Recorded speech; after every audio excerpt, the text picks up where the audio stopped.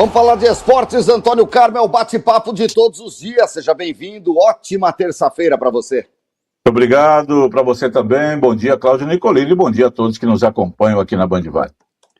Olha, para começar hoje em 102,9, também em áudio e vídeo, para quem nos acompanha depois nas plataformas de streaming, obrigado pelo carinho da audiência. Vamos falar um pouco mais do futsal, que ontem a gente, en passant, falou do empate do São José no domingo contra o Marreco jogando em casa, resultado que já o rebaixou, o tira da próxima temporada da Liga Nacional de Futsal, meu querido Antônio Carmo. É o ocaso de um projeto que vem se arrastando há anos, sem incentivo, sem patrocínio e sem condição, talvez até de continuar daqui para frente. Como é que você vê essa queda depois de tantos anos disputando a Liga Nacional por parte do São José?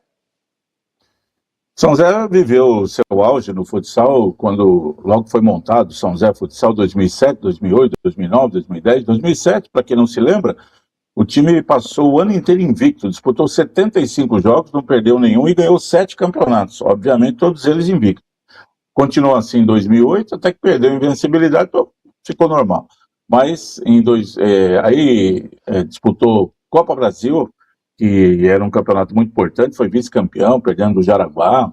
Bom, enfim, viveu um grande momento com grandes jogadores da história do futsal brasileiro até. O São José chegou a trazer o goleiro Thiago, que era titular da seleção brasileira, jogava fora do Brasil, e ele tinha o Pezão, que era um grande goleiro, ídolo da torcida. Ficou com 2 grandes goleiros, tinha condições disso.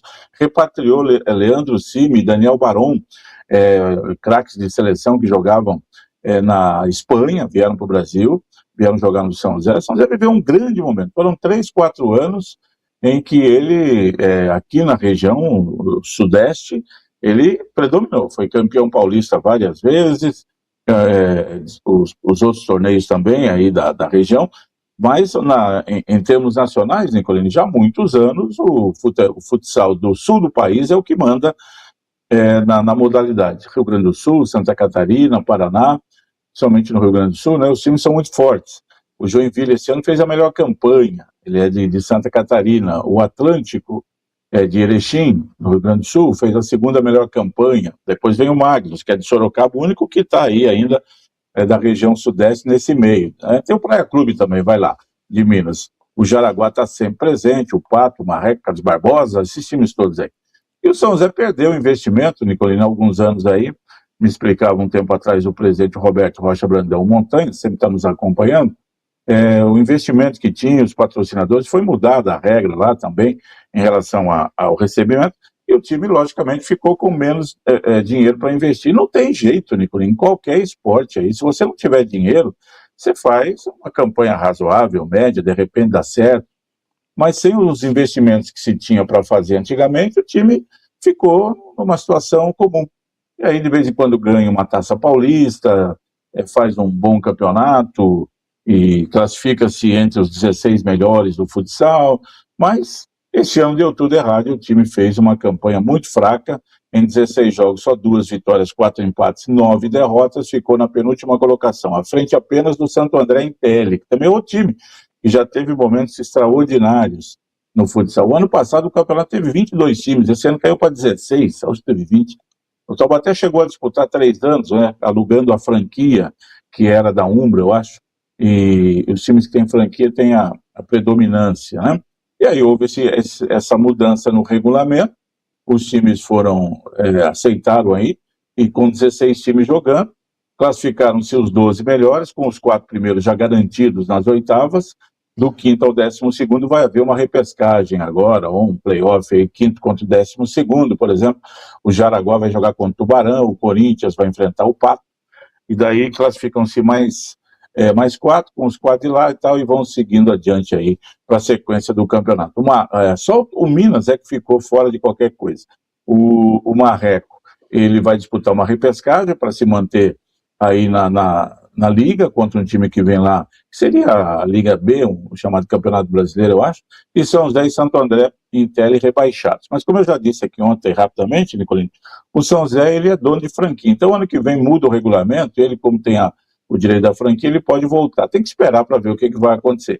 Mas se continuar assim, com pouco investimento, com esse trabalho, acho que também o São José insistiu demais num técnico jovem, o Gabriel Oliveira, não deu resultado nos 2 anos aí. O time tem boa estrutura, viu, para treinamento, para moradia, para departamento médico, mas os jogadores não são os de ponta. Tem muitos que vêm para cá, saem, brilham por aí afora, mas não deu resultado. E aí os problemas, um ano tropeça, o outro mais ou menos, chega uma hora que a conta é cobrada com mais força, foi o que aconteceu esse ano. Tem que ter mais investimento, senão vai ficar sempre sendo um time médio, como acontece com o vôlei agora aqui também, né? O próprio basquete, o vôlei veio de Taubaté, onde ele tinha um trabalho muito maior, em alta, que nunca foi protagonista. O basquete, que tem uma presença de torcida fantástica, o torcedor adora o basquete, eu comento sempre aqui desde os anos 50, sempre grandes times foram montados, né? E todos se lembram, principalmente do time bicampeão paulista brasileiro, do Edivar Simões, de Carioquinha, Zé Geraldo Biratã, Nilo e Marcelo Vido. Então, o basquete sempre teve, aí nos últimos anos também, boas participações sendo protagonista. O futsal precisa voltar, se quiser ser dessa maneira, ser protagonista, ele precisa voltar a ter um bom investimento. Dessa maneira vai ficar meio que no ostracismo mesmo, disputando torneios menores. É isso, né? Então tá aí um resumo da campanha do São José em mais uma temporada em que terminou, infelizmente, com o rebaixamento neste final de semana consumado. Quem sabe consiga aí uma vaga, mas na bola a coisa tá muito ruim. Infelizmente, meu querido Antônio Carmo, é triste de dizer, mas é isso que acontece e a gente tem que contar aqui tudo o que acontece. Aliás, falou em basquete, tomou a segunda traulicada no final de semana também. Começa mal o time do Cris Amédio, hein? Perdeu do Corinthians, que está fazendo boa campanha, ganhou 2 jogos de 90 pontos. Já era esperada a derrota. O time não consegue colocar em quadro os 2 americanos que chegaram por falta de visto e trabalho, está aguardando Donald Trump assinar a documentação lá na Casa Branca, para poder liberar para os rapazes jogar. Tem um outro jogador aí também que chegou, mas não está jogando, e está atuando basicamente com um time sub-22, o time de base, o time que fez boas campanhas, faz boas campanhas, mas não tem lastro para brigar com os principais times aí. Vai ser mais uma vez uma campanha mediana nessa primeira fase, até porque, Nicolini, classifica-se todo mundo de todo mundo, não tem motivo de pânico, não. Mas sabe que se ficar ali em sétimo, oitavo, vai pegar os bichos papões, Antônio Carmo, e pode já no primeiro mata-mata dar adeus ao Campeonato Paulista, o que é muito ruim para uma equipe com a tradição de São José, né? Vira e mexe tem algumas coisas assim. Ele foi o ano passado semifinalista e vice-campeão em 2024. Acho difícil repetir essa proeza para essa temporada com o elenco que tem. Não deve conseguir nada mais do que classificou-se aí nessa primeira fase, vai para a segunda fase, a tendência natural é que já pare, né? A não ser que ele pegue o Osasco, que é fraquíssimo, mas se pegar um Corinthians, um Franca, um Paulistano, um Pinheiros, aí já sabe que não passa, né? Enquanto isso, Antônio Carmo, a Águia vai aí colocando jogadores da base no seu elenco aí, inchando o seu elenco para a disputa da Copa Paulista e treinando com seus jogadores. Perdeu 3, 4 jogadores desde o começo da competição, inscreveu aí 2 ou 3 meninos da base, aí profissionalizou-os e tenta vislumbrar um futuro para esses garotos, que seja o futuro da SAF, né? Esse é um dos objetivos maiores da SAF. Para poder ter dinheiro, Nicolini, tem que revelar jogador, tem que ter uma boa categoria de base. São José tem uma média categoria de base ainda. O Campeonato Paulista que terminou e mostrou um time sub-20 fraquíssimo, que foi eliminado já na primeira fase da competição, num grupo que era regionalizado com Taubaté, Atlético Guará, Pinda e Primeira Camisa, né? Classificaram-se 4, só ficou o São José fora. Mas no Sub-17, que eu entendo ser até uma divisão superior em termos técnicos e em termos de importância do que o Sub-20, o Neguinho está estourando a idade já está arrebentando, no Sub-17 não. Aí o time foi extraordinário, ganhou acho que todos os jogos que fez, classificou-se muito bem em primeiro lugar, e tem o Sub-15 que está jogando aí também. O São José está retomando o trabalho, por exemplo, na região, um trabalho que o Taubaté já faz há algum tempo, que agora tem o Atlético Guará, que tem o Pinda, né, fazendo esse trabalho. O São José retomou esse trabalho aí já há uns 2 anos, e não é assim, né, no estalo de dedo, que você vai montar tudo, vai devagar, vai arrumando a casa. E precisa colocar mesmo a molecada ali, aparecer um ou outro jogador que de repente possa ser emprestado, negociado, ir para outro lugar e render dinheiro para a SAF continuar tocando o futebol, porque senão não aguenta, né? Se não tiver outros investidores. E o time, essa semana, treina para jogar sábado, no horário da madrugada, 10 da manhã, lá contra o São Bernardo, em Diadema, e precisa ganhar o jogo, viu, Nicolino? O empate vai deixar ele pendurado para a última rodada, porque tem que ser primeiro colocado do grupo. Não adianta ficar em segundo e achar que tá bom, não. Pelo investimento, não foi feito um investimento maravilhoso, nada disso. Foram contratados jogadores aí, que em grande maioria eram refugos aí, em outros times que não iam ter condições. Essa é a Copa Paulista, é assim mesmo. O jogador não vai ter condição aqui ali, bom, então vamos para a Copa Paulista, aceita ganhar menos e tal. É a realidade da Copa Paulista, é assim que funciona para todo mundo. Exceção de um time que pode já estar montado, arrumado.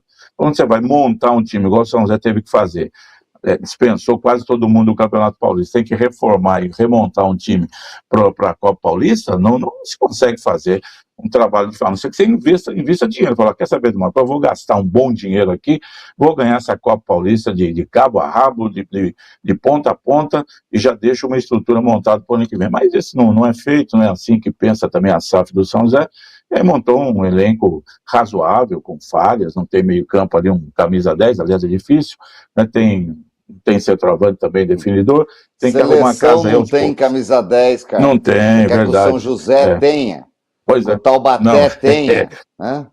É por isso também que a gente fala, né, Nicolino, na Copa Paulista é o seguinte, vamos ganhar e vamos classificar e vamos adiante. Não adianta falar assim, ganhou meio por sorte, ganhou assim, porque é o futebol brasileiro, você pega aí os grandões aí não estão jogando nada, né, ganham por sorte às vezes, ganham na marra, na arbitragem, por aí vai. Então, você precisa ter essa consciência aí, que você lembrou muito bem de que no Brasil não tem camisa 10 nem para a seleção, né? Quem diria num time que está jogando a Copa Paulista, que seria uma 7ª divisão do futebol nacional.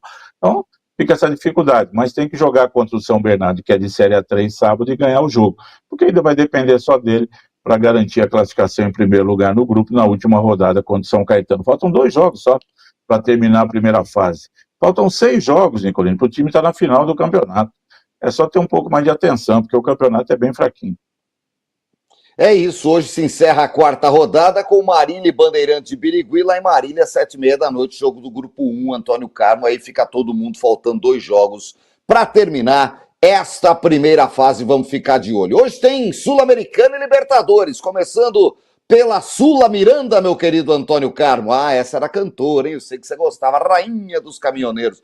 A Copa Sul-Americana tem hoje o São Paulo, Antônio Carmo, com sua crise, chegando na altitude do estádio Hermando Siles para jogar contra o Bolívar, meu querido Antônio Carmo. E olha, se tomar uma traulicada hoje, eu não sei o que acontece lá pelos lados do Morumbi. Até perder de 1-0 pode, Antônio Carmo, não pode tomar um vareio do Bolívar lá, né? Ver a classificação escorrer nos jogos de ida numa derrota elástica. Vamos ver se São Paulo, que tem jogado pedrinha, o time do Dorival não ganha de ninguém, e vai pegar esse Bolívar hoje, jogo marcado para as 9h30 da noite. Hoje também tem Boca Juniors e Recoleta, jogo em La Bombonera, às 7 da noite, horário de Brasília. Fale primeiro da Sul-Americana, Antônio Carmo. O Boca que precisa jogar um pouco mais de bola, né? Não é mais aquele Boca temido. Joga em La Bombonera, nossa, esquece, já vamos tomar de 3, 4, não. Recoleta aí de más lembranças pro Santista do ano passado. Vamos ver o que vai acontecer aí. Mas o Boca tem o seu favoritismo pela história, pela camisa, pela tradição, por La Bombonera, enfim. Não se admite um Boca eliminado pelo Recoleta. Agora, o São Paulo pega o Bolívar, o São Paulo esperava o Grêmio, né? Porque o Grêmio foi eliminado pelo Bolívar na outra fase. 3-2 para o Bolívar lá na Bolívia, 1-0 em Porto Alegre. Então o São Paulo sabe tudo que você falou e todo o time brasileiro sabe, né? Vai jogar na altitude de 3.000 e tantos metros lá em La Paz, sabe da dificuldade, todo mundo já jogou lá, todo mundo reclama, todo mundo fala que não pode ter jogo, todo mundo fala que é algo desumano, que não pode, mas a Conmebol não está nem aí, o time joga, vai sempre assim, não adianta reclamar. Então, se é para reclamar, é o seguinte, eu não vou jogar lá, acabou, não, pode dar a vitória para os caras aí. Então, se é para reclamar, mas jogos sob protesto, esquece, é bobagem. Então tem que jogar. Então os brasileiros, os argentinos reclamam, mas vão lá quietinhos, jogam, aí perdem, e aí, não, também é desumano jogar aqui, não podemos mais, temos que ter uma frente, aí, aí no ano que vem está lá de novo. E aí o São Paulo sabe disso hoje, vive um péssimo momento. Interessante, né? O São Paulo, como o Santos, por exemplo, não estão bem. No Santos, fala-se do Cuca até de sair, ou ele pode pedir demissão. No São Paulo, ninguém fala nada do Dorival Júnior, né, Nicolini? Parece que ele é o dono do Morumbi lá de técnico. Parece que ele é o Tele Santana do São Paulo atual. Mas chegou agora, Antônio Carlos. Vai falar o quê? Ele chegou Então, agora, Antônio Carlos. Acabou de chegar. Mas você não é mais o presidente da BDT, que aquela boca Tava no Corinthians outro dia, Antônio Carlos. Esqueceu? Chegou agora. Tava na seleção outro dia, Antônio Carlos. Estava no Flamengo outro dia, estava no Bahia outro dia, estava no Ceará outro dia. O Brasil não tem isso não, tem que chegar e jogar. E o São Paulo não tem jogado. Quantos jogos ele fez no São Paulo? Fez 2, 3? Já fez uma porção, né, Nicolini? E o São Paulo tem jogado nada com ele, tá ruim, né? Então, o São Paulo não tem diretoria para trocar o técnico, Antônio Carlos. O problema é mais isso, embaixo. A gente já falou aqui, o problema do São Paulo começa lá em cima, com o poder mandante do clube que não manda nada, que não tem nada para resolver por isso, né? Fica lá quem tá, vai lá, trabalha, abre o portão, se possível fecha depois na saída, não esquece de apagar a luz, desligar o ar-condicionado e vão pro jogo, né? Então assim está o São Paulo, mas o Dorival está mais tranquilo. No Santos fala-se mais do Cuca, não sei o que, o Cuca aparece, dá entrevista, reclama. O Dorival não, né? Tá lá e parece que está tudo bem. São Paulo não está vivendo um bom momento, longe disso. O Santos está na Copa do Brasil, o São Paulo não está. Então, essa Copa Sul-Americana, que é um torneiozinho bem sem vergonha, mas é a segunda divisão do futebol sul-americano, e quem está nele joga como se fosse a Copa do Mundo, porque não tem outra coisa, tem que pensar em ganhar, né? E aí para fazer alguma coisa de bom, para dar alguma resposta para a torcida. O São Paulo é isso aí. Olha, vamos ver o que faz contra o Bolívar. Não é fácil, nunca é fácil jogar lá. Esperamos ver o que o São Paulo pode apresentar. Quanto ao Santos, que só joga quinta-feira, 7h contra o Macará, na Vila Belmiro, o jogo do Cuca é no fim de semana. Vasco e Santos em São Januário. Acho que uma derrota o Cuca não resiste. Pode colocar 4-0 no Macará, não faz mais do que obrigação. Quinta-feira, Antônio Carlos, né? Desculpa, mas quem que é o Macará? Mas eu não duvido que chega lá na Vila e faz igual o Atlético Paranaense, deita e rola, porque o Santos está uma várzea. Vai voltar o Neymar, isso ajuda, melhora, né? Enfim, mas eu acho que se ganhar ali de 1-0 do Macará e não passar pelo Vasco no fim de semana, se manter na zona de rebaixamento, começar a ficar 2, 3 pontos, abrir distância para sair da zona, o Cuca não aguenta, porque aí se tem que mexer já no Brasileiro, faltando 15 rodadas e não faltando 6, 7, precisando ganhar 5 jogos, né? Aí se torna muito difícil, Antônio Carlos. Então, se for mexer, a hora de mexer é nesse final de agosto. Né? Não vejo outra alternativa não para daí tocar setembro, outubro, novembro, dezembro com um novo técnico. O Cuca reclamou segunda-feira, nós precisamos contratar jogadores, estamos em 3 frentes, não temos elenco para ganhar os 3 campeonatos. Olha, o Brasileirão é só para não cair, não ser rebaixado é vitória para o Santos no Brasileiro.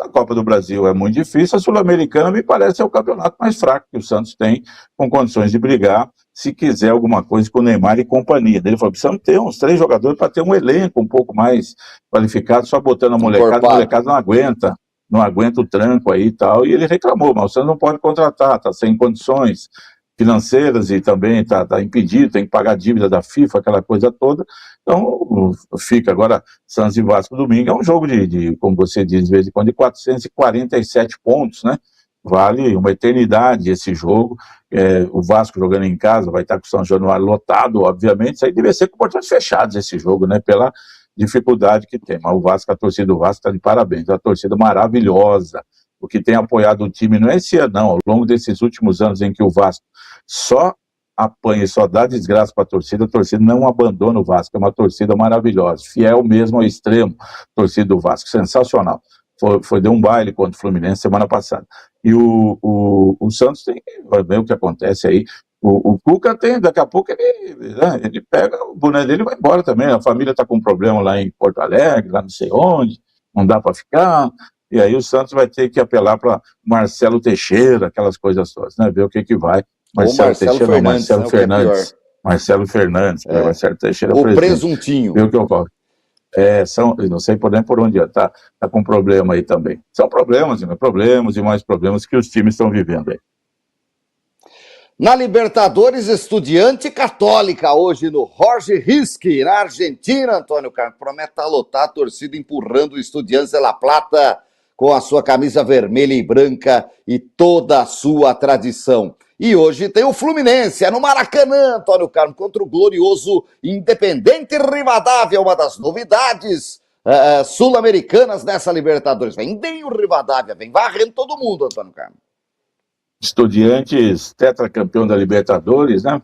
68, 69, 70, depois ganhou do Cruzeiro em 90, sei lá, 7, 98, ou 2007, acho que no Mineirão, um jogo que ninguém esperava, ele ganhou lá 2-1, depois de empatar em casa e tirou o primeiro título do Palmeiras em 68. O Palmeiras foi jogar o primeiro jogo lá, Nicolino, ganhava de 1-0, gol do Servilha, até os 40 do segundo tempo, quando tomou a virada.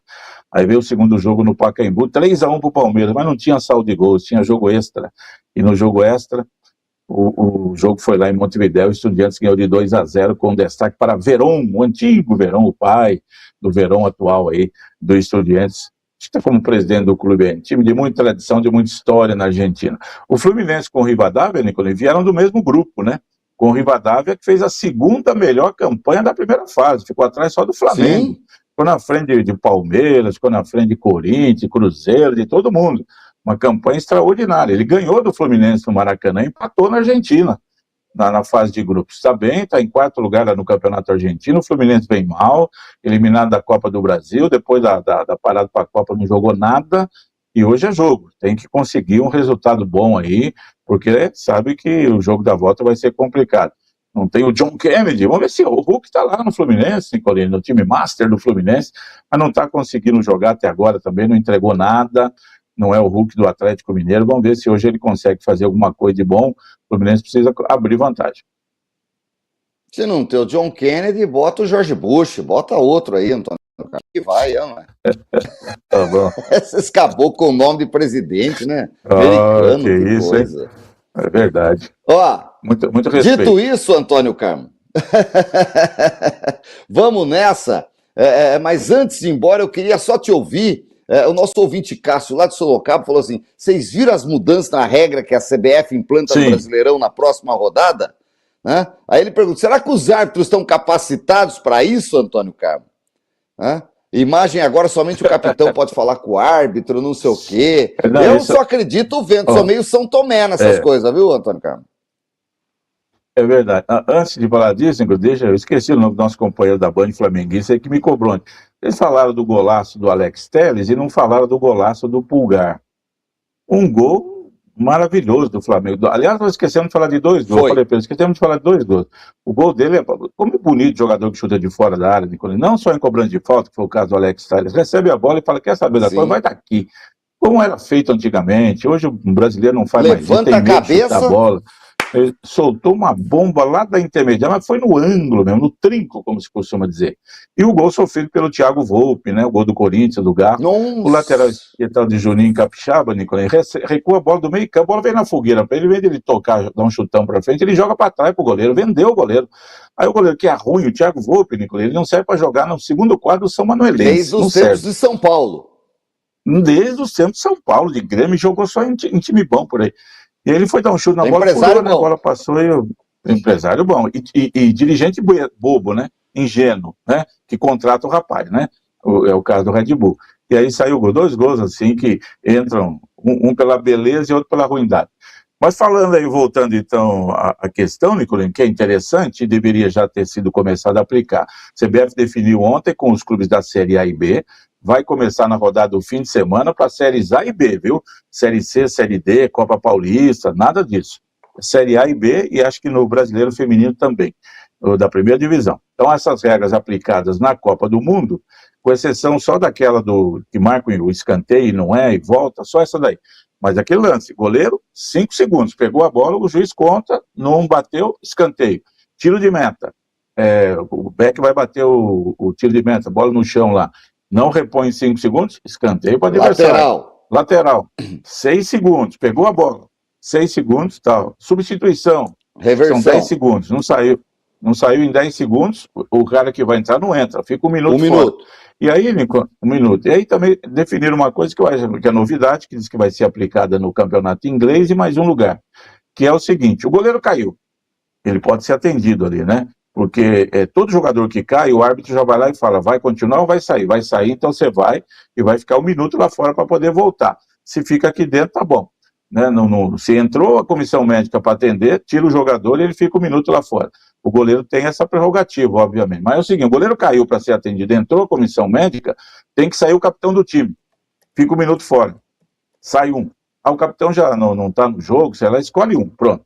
E um jogador sai e fica um minuto fora. O goleiro caiu fazendo cera, como a gente vê que é uma desgraça no futebol brasileiro.